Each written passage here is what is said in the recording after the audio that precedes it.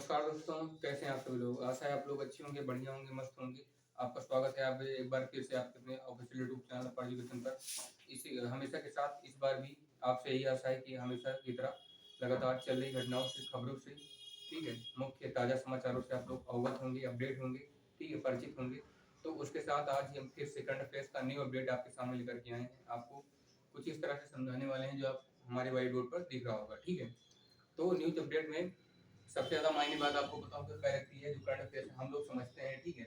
Current affairs समझने से पहले अगर हम कोई भी घटना पाते हैं, हमने जैसा कि बताया था कि अगर कोई महत्वपूर्ण घटना आपको समझ में आती है तो उसका बैकग्राउंड निकालिए, ठीक है। उस प्रेजेंट टाइम पे क्या चल रहा है और फ्यूचर में क्या उसका इम्पैक्ट पड़ेगा, उससे क्या बेनिफिट होगा, क्या लॉस होगा, ठीक है। मतलब एडवांटेज और डिसएडवांटेज भी आप लोग पकड़ के चलिए। उसका मेन पर्पस एम क्या है ये आप लोग पकड़िए, ठीक है। तो आइएगा बिना वीडियो को देरी के स्टार्ट करते हैं। 19 दिसंबर, ठीक है, यानी आज के दिन का जो फ्राइडे है, शुक्रवार, दैनिक संस्थान की डेली करंट अफेयर्स, जिसमें आपका जीके और जीएस ये दोनों कवर होने इसके साथ ही जा रहा है, ठीक है। तो पहला क्वेश्चन क्या है, राष्ट्रीय राष्ट्रीय खाद्य तेल मिशन जिसका नाम है ऑयल पाम, NMEOOP, ठीक है। राष्ट्रीय खाद्य तेल mission, national national edible oil mission, sorry national crude oil mission, oil form, ठीक है, NMEOP, ठीक है। इसका इसके तहत जो है 2025 से 26 तक बोला जा रहा है क्वेश्चन में कि राष्ट्रीय खाद्य तेल mission, national edible oil mission, oil form, NMEOOP, ठीक है, ऑयल फॉर्म, इसके तहत 2025 से 26 तक यानी एक साल तक कच्चे पाम तेल उत्पादन का लक्ष्य क्या है, ठीक है। ये जो कच्चा पाम तेल निकाला जा रहा है, इसके उत्पादन का लक्ष्य कितना है। राष्ट्रीय खाद्य तेल मिशन ऑयल पाम, पूरे ऑल इंडिया लेवल पे अगर ये तेल जो है राष्ट्रीय खाद्य तेल मिशन ऑयल पाम NMEOP के तहत अगर पूरे भारत की बात की जाए तो कच्चे आम तेल का उत्पादन एक साल में कितना होगा ये पूछ रहा है, ठीक है। व्हाट इज द टारगेट, है ना, what is the target by the crude palm oil production by year 2025 to 2026 according to National Crude Oil Mission, sorry National Edible Oil Mission, Oil Palm, NMEOOP, ठीक है। प्रश्न ये पूछ रहा है 2025 से 26 तक जो राष्ट्रीय खाद्य तेल मिशन NMEOP ऑयल पाम है, इसके तहत अगर कच्चा तेल उत्पादन किया जाए तो इस साल में कितना निकलेगा। पूरे भारत में 5 lakh ton, 11.20 lakh ton, 15 lakh ton और 20 लाख टन, ठीक है। तो ये दो दशमलव में से मान के चलिए कि 11,20,000 टन, इसे 5 लाख, बाकी सब तो आपको एकदम क्लियर स्पष्ट आपको दिखाई दे रहा होगा, ठीक है, कितने लाख टन की बात कर रहा है। तो औसतन इसका जो अनुमान है, इसका सही उत्तर है वो होगा 11.20 लाख टन, यानी कि 11,20,000 टन जो है राष्ट्रीय खाद्य तेल मिशन ऑयल पाम NMEOOP के तहत 2025 से 26 तक कच्चे पाम तेल का उत्पादन जो है 11,20,000 टन हो जाएगा, ठीक है। तो सही उत्तर होगा। तो द टारगेट ऑफ, ठीक है, the target of credible palm oil production by the year 2025 to 2026 according to National Edible Oil Mission palm oil palm NMEOP is 11,20,000 ton, इतना 1 लाख में जो है तेल निकलेगा। आगे बढ़ते हैं, क्या है सरस, ये एक प्रकार का सरस आजीविका मेला 2024 का मेजबान शहर कौन बना था, यानी आज के ठीक एक साल पहले।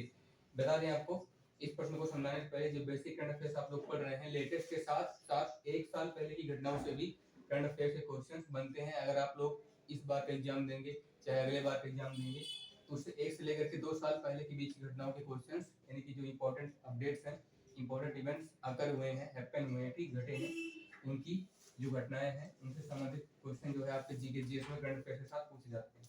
तो आइए अब फिर से आते हैं क्वेश्चन पे। सरस आजीविका मेला 2024 का मेजबान शहर कौन बना था।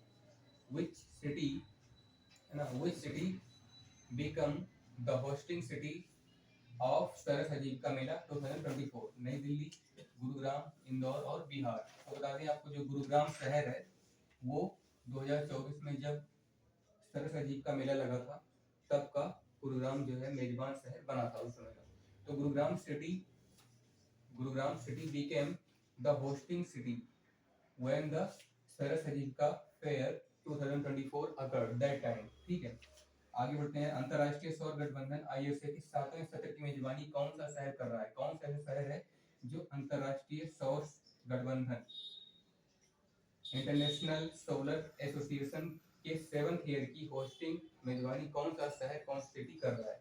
तो which city has been hosting the 7th year of international solar association? अंतरराष्ट्रीय सौर गठबंधन के 7वें जो सत्र है, इसका जो 7वां साल चल रहा है, उसकी मेजबानी कौन सा शहर कर रहा है भारत का? हैदराबाद, नई दिल्ली, कानपुर और बलरामपुर। बता दें आपको, अपना जो भारत की सेंट्रल कैपिटल है नई दिल्ली, वो अंतरराष्ट्रीय सौर गठबंधन यानी कि आईएसए की मेजबानी कर रहा है। ठीक है, भारत की सबसे अच्छी गर्व की बात है कि इंटरनेशनल लेवल पे अंतरराष्ट्रीय, ठीक है, मतलब कि लगभग 70 से 80 मतलब 100 से ज्यादा देशों के बीच का जो ये इंटरनेशनल स्पेस स्टेशन है, इंटरनेशनल स्पेस एसोसिएशन है, अंतरराष्ट्रीय सौर गठबंधन, इसके 7वें सत्र की मेजबानी इस बार भारत का, वो भी सेंट्रल कैपिटल नई दिल्ली कर रहा है। तो ISA यानी international space station 7th year hosting has been doing by has been done by New Delhi, that is the central capital of India। आगे बढ़ते हैं। Statue of unity, statue of unity की जब हम बात करते हैं तब हमें महान क्रांतिकारी, स्वतंत्रता सेनानी, ठीक है, सरदार वल्लभ भाई पटेल का नाम याद आ जाना चाहिए जुबान पे। ठीक है, स्टैचू ऑफ यूनिटी की बात हो रही है, मतलब सरदार वल्लभ भाई पटेल। अगर ये पूछे स्टैचू ऑफ लिबर्टी, तब भी कौन होगा? महात्मा गांधी के साथ सरदार वल्लभ भाई पटेल। ठीक है, तो सरदार वल्लभ भाई पटेल यानी स्टैचू ऑफ, क्वेश्चन में पूछा गया है, बहुत कमाल का क्वेश्चन, आप लोग देखिएगा, कभी भी परीक्षा में आ सकता है। स्टैचू ऑफ यूनिटी को डिजाइन करने वाले दिग्गज मूर्तिकार कौन थे, जिनका भी हाल ही में निधन हो गया? अभी हाल ही में जिनका निधन हुआ, जिन्होंने स्टैचू ऑफ यूनिटी में सरदार वल्लभ भाई पटेल की 35 से लेकर के 44 फुट के बीच की जो प्रतिमा बनाई है, स्टैचू ऑफ यूनिटी, इसको डिजाइन करने वाले उस दिग्गज मूर्तिकार कौन थे, ठीक, जिनका भी हाल ही में निधन हो गया? तो who was the great sculptor to design statue of unity that has been known as Sardar Vallabhbhai Patel statue, which died recently? Ram Sutar, Ramdhari Singh Dinkar, Shivraj, Atul Pathak. ठीक है, रामधारी सिंह दिनकर तो ठहरे कवि, ठीक है, हिंदी गीत हो नहीं सकते। शिवराज पॉलिटिशियन, ये नहीं हो सकते। अतुल पाठक, ये भी पॉलिटिशियन है।